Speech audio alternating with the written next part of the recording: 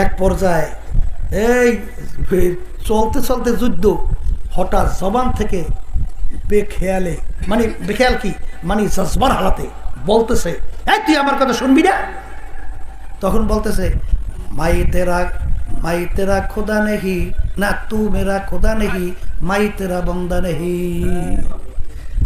মেরা খোদা নেহি, মাই তেরা বন্দা নেহি।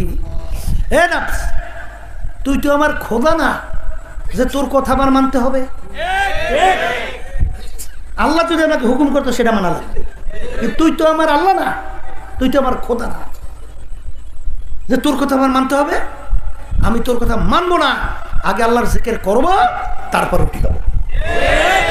এখন জজবার হালাতে জোরে জোরে বলতে আছে, এই যে আমি তোর খোদা না, তুই আমার আল্লাহ না, আমি তোমার বান্দা না, আর তুমি এই খোদা তো তুমি আমার না, আর তোমার তো আমি বান্দা না, যে তোমার কথা মানতে হবে। এক পর্যায়ে জোরে জোরে বলতে আছে যে তুমি রা খোদা নেই, মাই তেরা বান্দা নাই। এখন লোকজন সই নিয়ে বলে লোকটা কাফের হয়ে গেছে, আল্লাহরই মানে না। এখন কিছু লোক এলাকার আইয়া তো কয়েকটা উত্তম মাধ্যম দেশে, হাই বেটা এই তুই কও কি। এখন একজন আলেম মানুষ এসে দেখে যে লোকটাকে তো দিনদার মনে হয়, আল্লাহ মনে হয়, ঠিক না?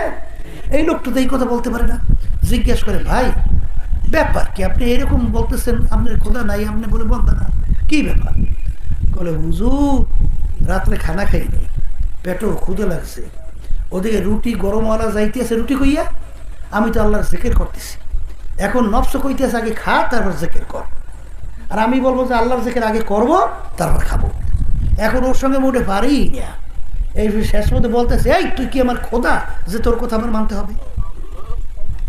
তখন আলেম বলতে আছে, তাড়াতাড়ি তোরা যারা হুজুর রে আগে শুকায় মাফসা কি এ আল্লাহর বান্দারা, রাজানা মিন জিহাদিল আসগরি ইলা জিহাদিল আকবার। আল্লাহ রাসূল সাল্লাল্লাহু আলাইহি ওয়াসাল্লাম বলেন, এ আমার সাহাবারা, বড় ছোট যুদ্ধের থেকে বড় যুদ্ধের দিকে রওনা করলাম। সাহাবায়ে কেরাম জিজ্ঞাসা করে, আল্লাহর রাসূল এর চেয়ে আবার বড় যুদ্ধ কোনটা? আল্লাহ রাসূল বলেন, নফস আম্মারার সঙ্গে জিহাদ করার চেয়ে বড় যুদ্ধ, যে নাকি নফসে আম্মারার সঙ্গে যুদ্ধ কইরা বিজয় লাভ করবে, আল্লাহর ফজল করবে, সেই কামিয়াব হয়ে যাবে। কথা ঠিক না ভাই? ঠিক। এখানে একটা কথা বোঝা লাগবে, এ আল্লাহর বান্দারা, বেহেশতে যাইতে চান না? আসতে কয় দিই বলেন চাই। তা বেহেশতে যদি যাইতে চান তাহলে এই কষ্ট তো করা লাগবে, এই মুজাহাদা তো করা লাগবে। যদি মুজাহাদা না করেন, কষ্ট না করেন, বেহেশতে যাইতে পারবেন না তো? পারবেন? কথা কয় না, পারবেন? যদি কেউ মরে মরে পেট নদে নদে কেউ বেহেশতে যায়, পারবে? কোনোদিন হয়? কোনোদিন পারবে না। এই জন্য নফসের সঙ্গে জিহাদ করা লাগবে না। একজন নফস কিন্তু আবার 3 প্রকার। নফস কয় প্রকার? 3 প্রকার। বলেন বলে 3 প্রকার। এই 1 নম্বর নফসের নফসে আম্মারা, 2 নম্বর নফসে নফসে লাওয়ামা, 3 নম্বর নফসে মুতমাইন্না। আম্মারা কাকে বলে? পরিচয় জানতে হইবে। যে সবসময় গুনার দিকে উদ্বুদ্ধ করে, গুনাহ করলে ভালো লাগে।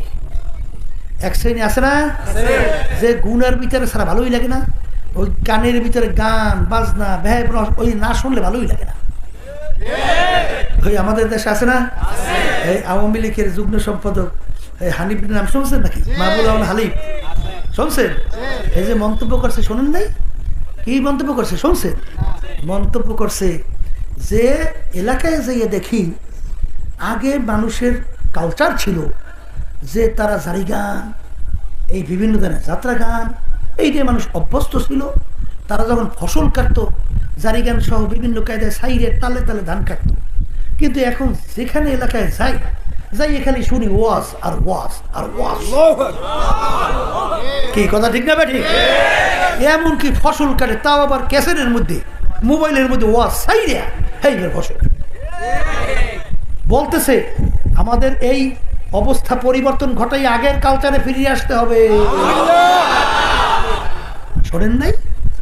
শোনে, অনেকে শোনেন নাই মনে হয়, শুনছেন। তাহলে এর অর্থ কি?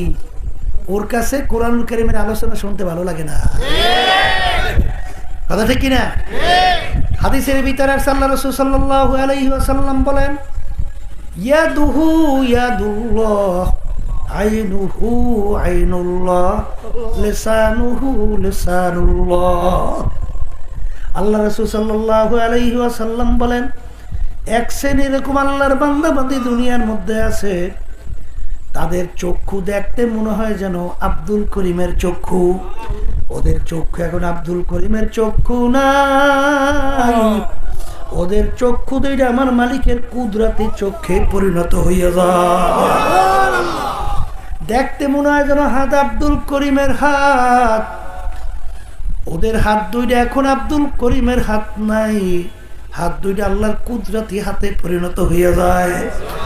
জবানটা মনে হয় আব্দুর রহিমের জবান, আসলে ওদের জবান আব্দুর রহিমের জবান নাই, আল্লাহর কুদরতি জবানে পরিণত হইয়া যায়।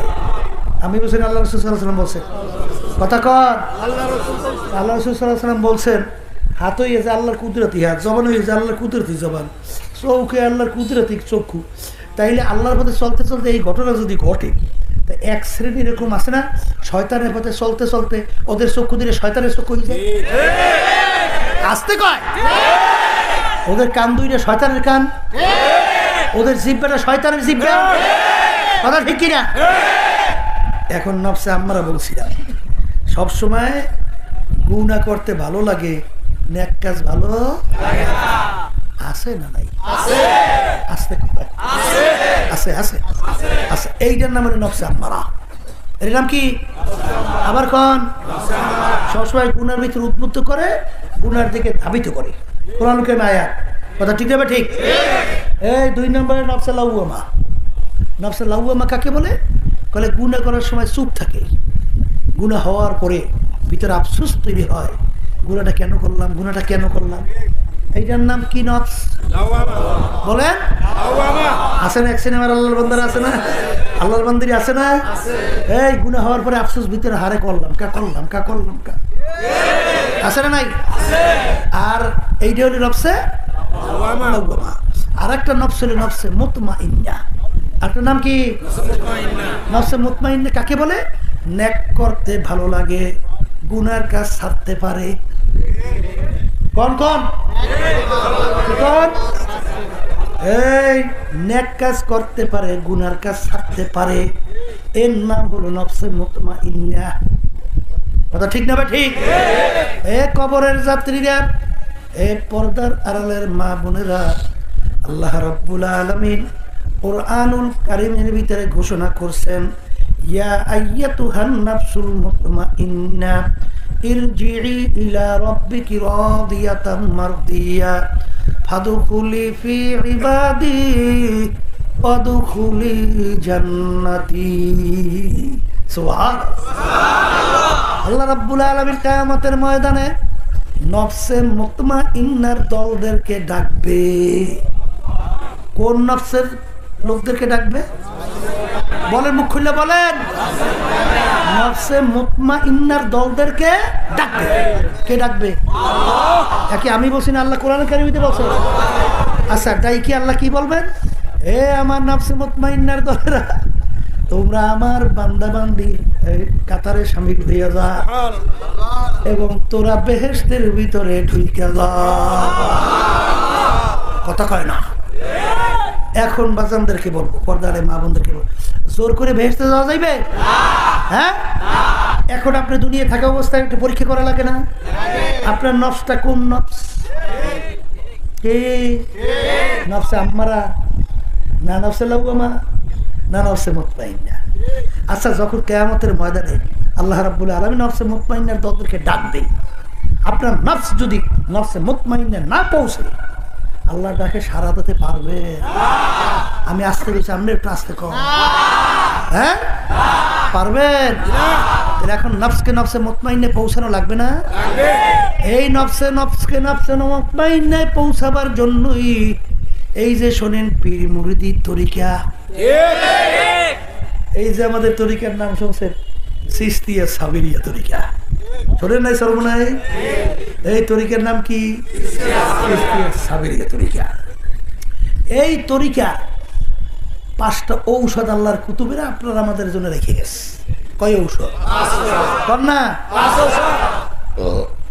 আমার আব্বাজানের মুখে শুনছি, আমার দাদাজান রহমাতুল্লাহি আলাইহি তার কথা বলছিলেন যে তোমরা একটু ঠিক মতো কিছুদিন এই 5 ঔষধ একটু পালন করে দেখো, যদি তোমাদের কোনো পরিবর্তন না আসে আমাদেরকে গালি দিও।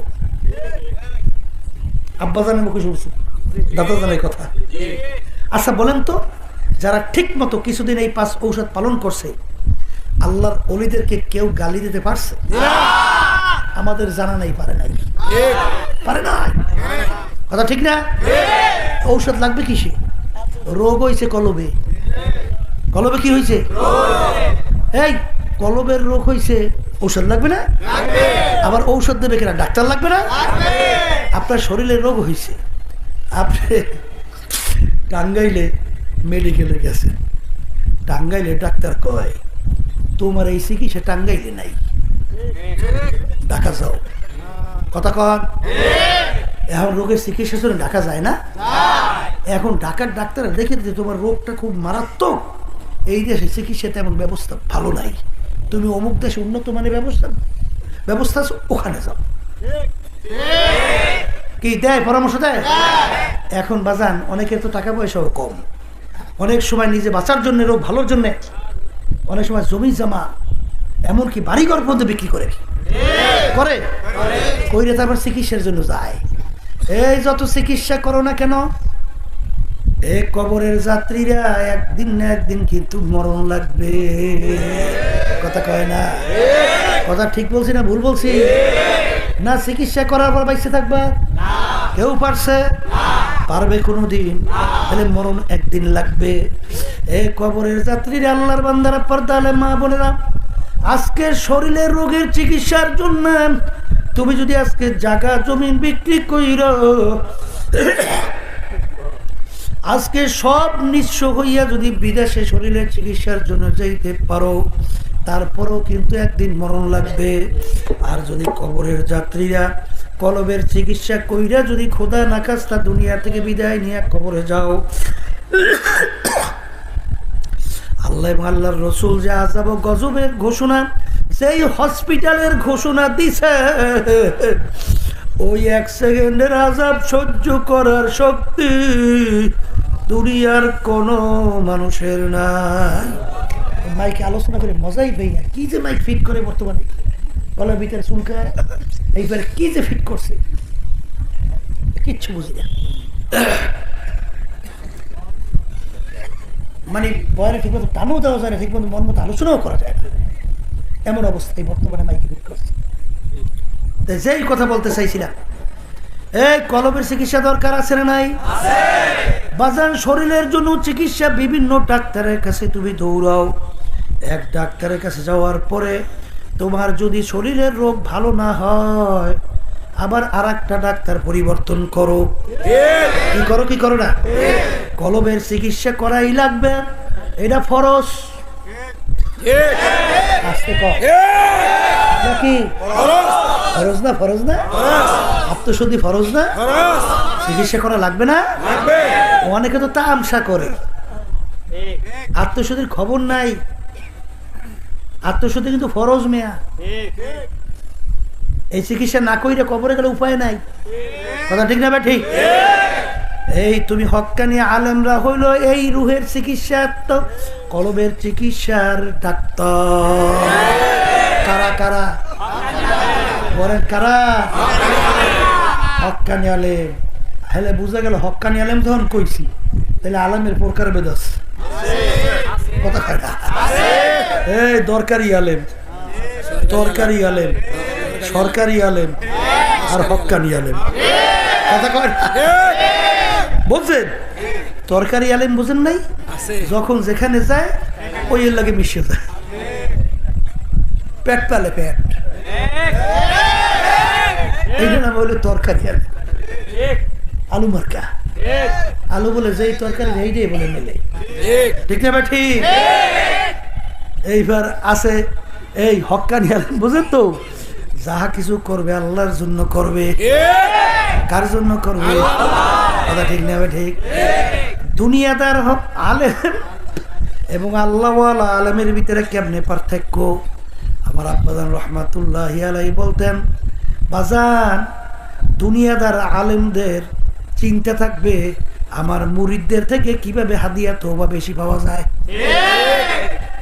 কথা বুঝছেন?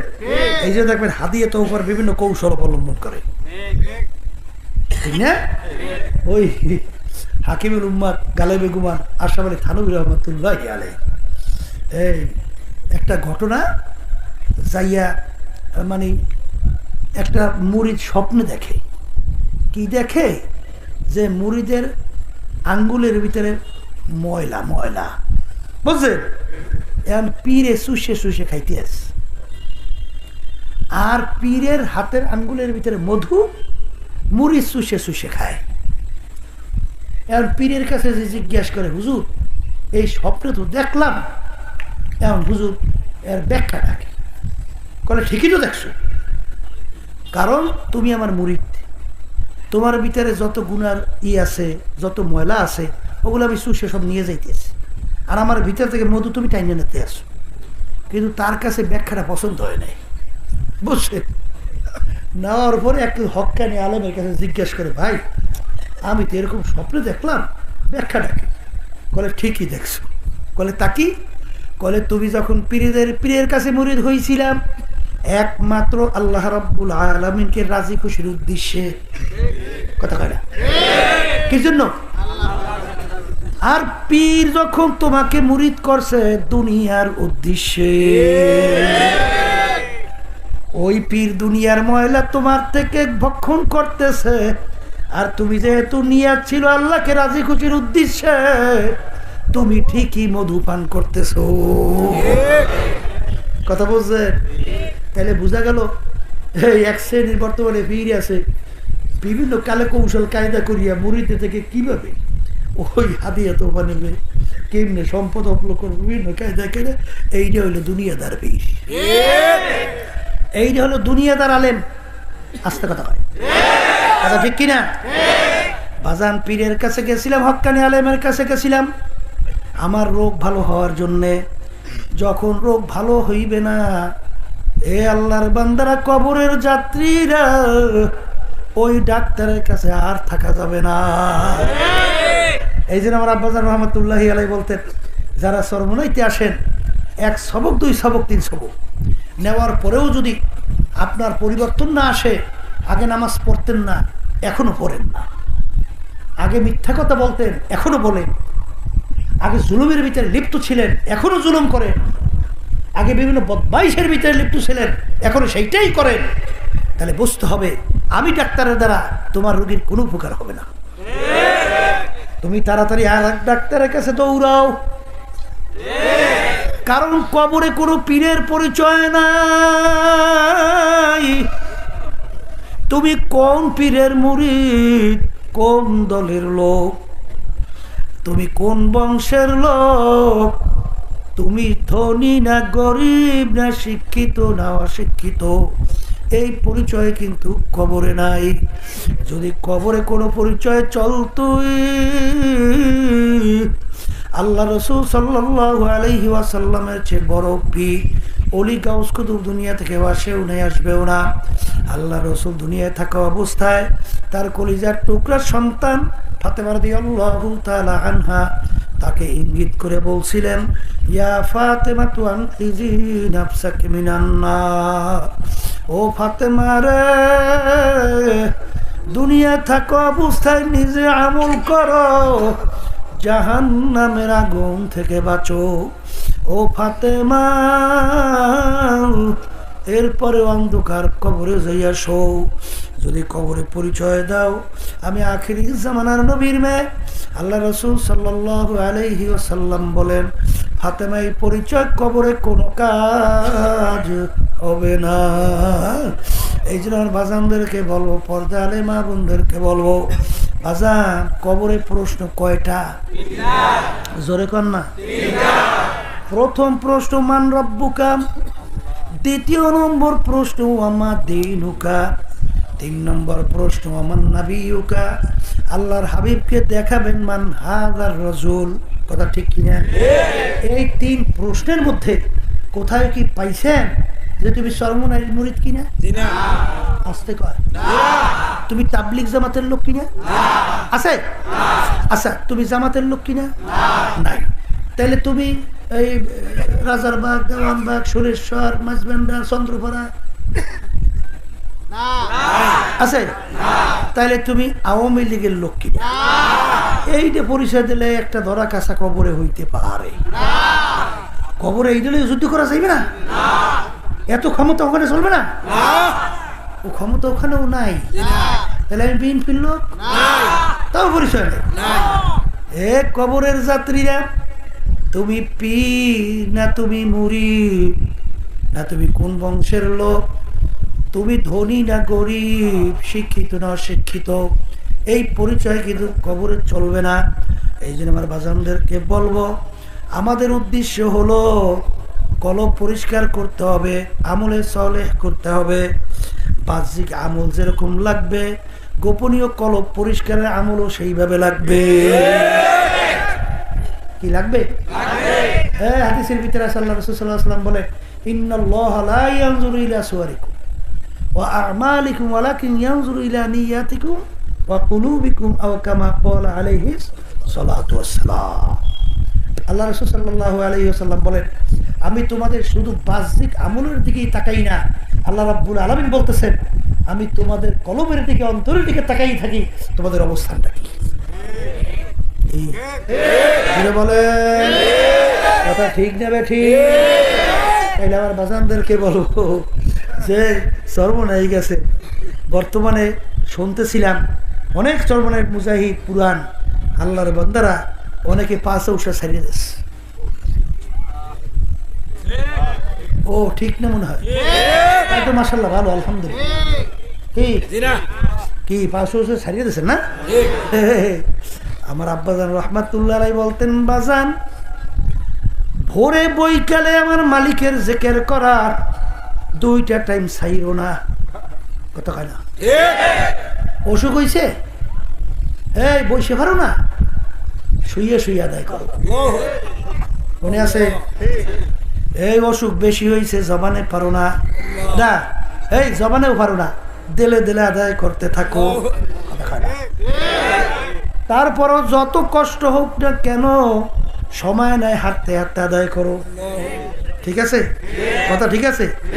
কারণ তুমি যখন এক ঔষধ ছাইরা দেবা, এই ঔষধ হইল বেড়ার মতো, ফসলের বেড়া। কিসের বেড়া? এই বেড়া থাকলে পশু ফসল খাইতে পারে, কিন্তু এক ঔষধ সারা মানে বুঝছেন, ওখান দিয়ে বেড়া ভাঙছো।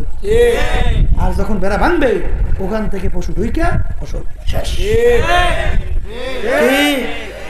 বাজান মন চায় না, জ্বর হয়েছে, ঔষধ তিতা। ঔষধ কি? আসতে কয় তিতা ওষুধ খাইতে মন চায়? নাক বন্ধ কুল দিয়া এইবার মুখ খিটপিটি দিয়ে এইবার খায়, কারণ রোগ ভালো হইতে ওষুধ খাওয়া লাগবে। কথা কিনা?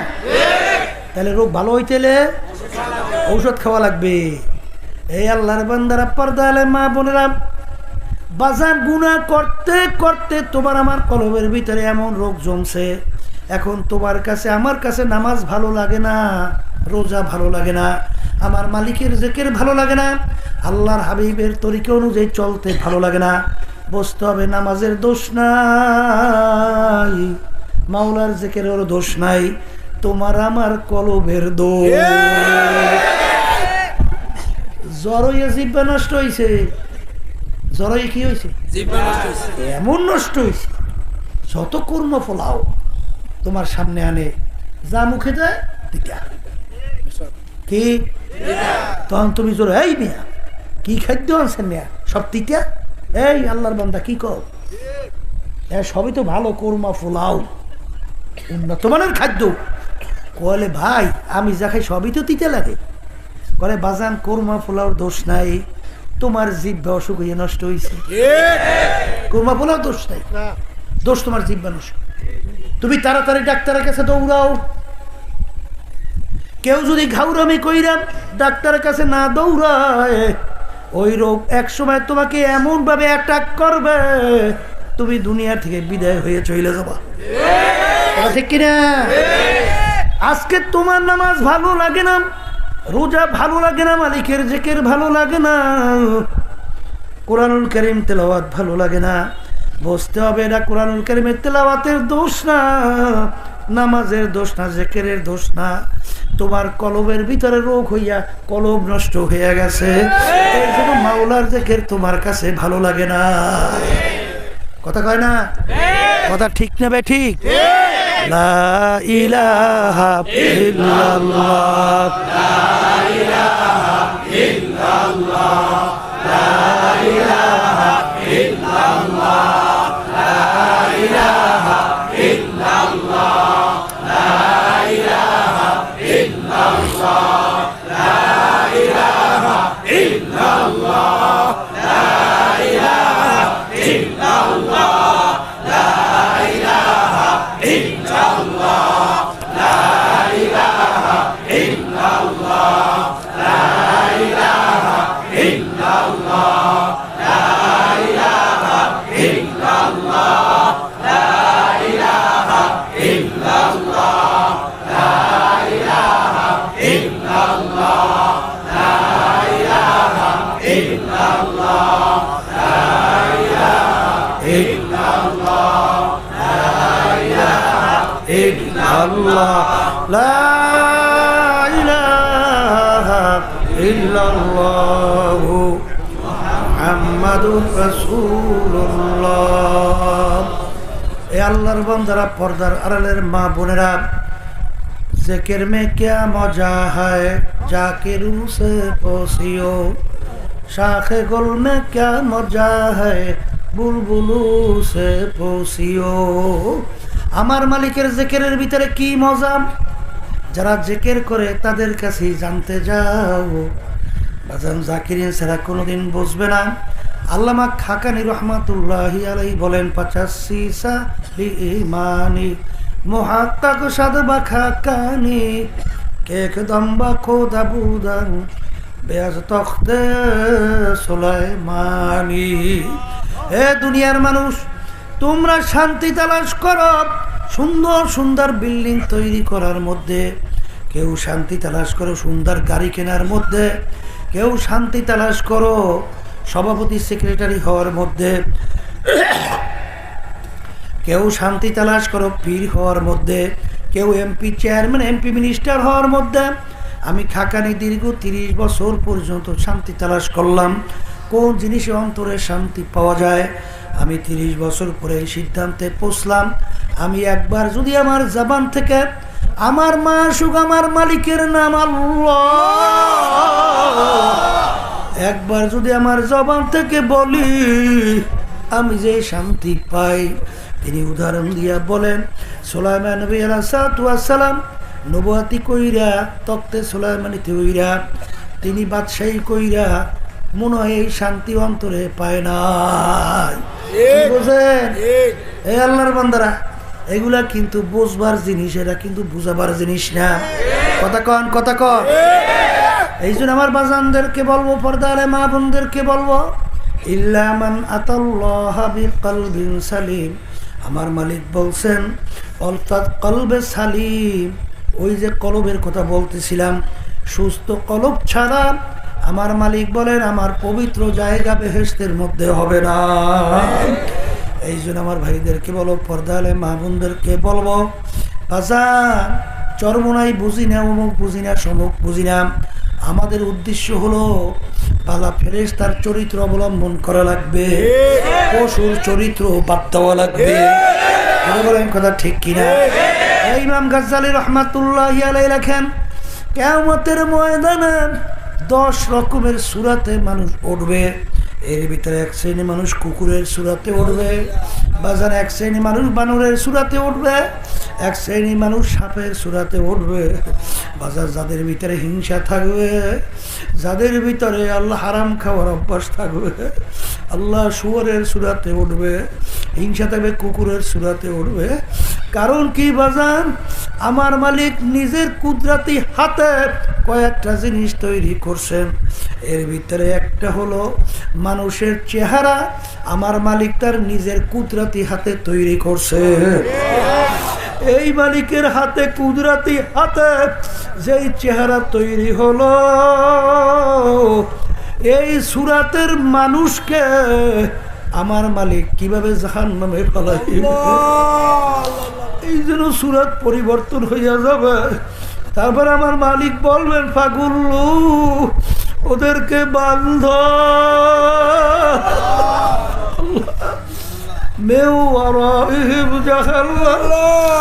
এরপর ওদেরকে ফিকা ফিকা আমার হসপিটাল বানাইয়া রাখছি ওদের চিকিৎসার জন্য। জাহান্নাম। আল্লাহ আপনি আমাকে আমাদের সবাইকে মাফ করিয়া দেন। এ দুনিয়াদার পাগল আমার বাবারা, এ পর্দার আড়ালের মা বোনেরা, সমস্ত মাখলুকাত মালিক বানাইলেন আমাদের জন্য, আমাদেরকে বানাইলেন আমার মালিক তার ইবাদতের জন্য। গরু বানাইলেন কেন বাসান? গরুর দুধ পান করি, গরুর গোশত আমরা খাই, চামড়া দিয়ে জুতা বানাই, হাড্ডি দিয়ে অন্য জিনিস তৈরি করি। বাজান গরু, গাবি গরু পালি, বাচ্চা দেবে, বংশ বিস্তার লাভ করবে। এখন গরুটা বাচ্চাও দেয় না, দুধও দেয় না। আল্লাহ বলতেছেন, আব্দুল কারীম আমি তোর বিচার চাইয়া চাইয়া দেখতেছি, তোর গরুটা যখন দুধ দেয় না, বাচ্চাও দেয় না, তুই কি কাজ করলি? তুই একটা ছুরি ধার করলি, গরুটাকে শোয়াইয়া জবাই করলি, চামড়া খুইলা গোশত পাক কইরা নিজে আত্মীয় স্বজন নিয়ে খাইলি। খা বন্দাবান্দি আমি তোর জন্যই বানাইলাম। আরে আম গাছ লাগাইলে আম খাওয়ার জন্য, আম গাছে আম দেয় না, আমি তোর বিচার চাইয়া দেখলাম। আম গাছ কাটলি, তক্তা তৈরি করলি, বাকি অংশ লাকড়ি তৈরি কইরা ভাত তরকারি পাক কইরা খাইলি। খা বন্দাবান্দি আমি তোর জন্যই বানাইলাম। এক কাজে লাগে না অন্য কাজে লাগাইলি। এ বন্দাবান্দি তোর বিচার তুই কর। গাবি গরু কাজে লাগে না অন্য কাজে লাগাইলি, আম গাছ কাজে লাগে না অন্য কাজে লাগাইলি। আমি মানুষকে বানাইলাম আমার ইবাদতের জন্য, আমি তোর বিচার চাইয়া চাইয়া দেখি। নামাজে তোকে আমি 5 ওয়াক্ত ডাকলাম, তোকে আমার ইবাদতের নামাজে পাই নাই। রমজানে রোজা রাখার জন্য বললাম, রোজা রাখো নাই। হজ জাকাত আদায় করতে বললাম, ধনী হইলে আদায় করো নাই। পর্দা ফরজ করলাম, পর্দা করো নাই। হারাম তুমি করে খাইতে চলতে বললাম, চলো নাই। এক কথায় তোকে আমি ইবাদতে পাই নাই। এখন তোর বিচার তুই কর, তোকে আমি কোন কাজে লাগাবো? তোকে অন্য মানুষ জবাই কইরা খাবে, তাও তো আমি জায়েজ রাখলাম না। এখন তোকে আমি কোন কাজে লাগাবো?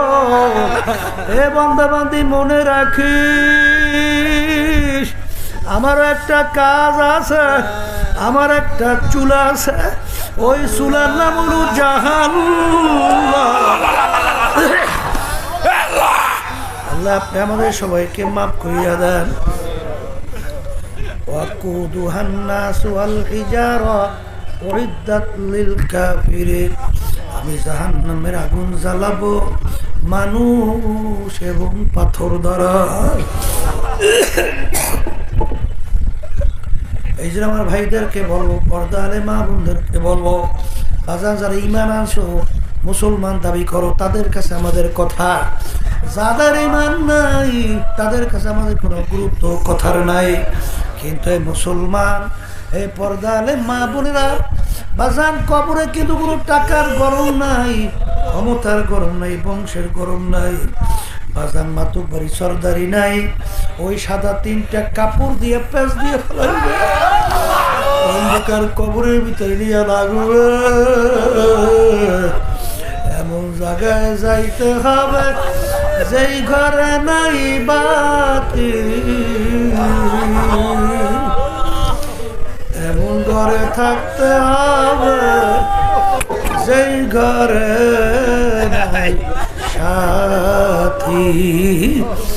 এ কবরে যাত্রী আল্লাহর বন্দারা, আজকে দুনিয়ার ভিতরে স্বাধীনতা পাইয়া আজকে ধরাকে সরা জ্ঞান মনে করো না বাজার। আজকে বিভিন্ন দলের পিছনে পড়ছ, দল ইসলামের বিরুদ্ধে, আল্লাহর বিরুদ্ধে, আল্লাহ রসুলের বিরুদ্ধে বাজার সিদ্ধান্ত নেয়, তারপরেও তুমি সেই দলের সঙ্গে আসো, তুমি ভালো করে যাই না রাখো।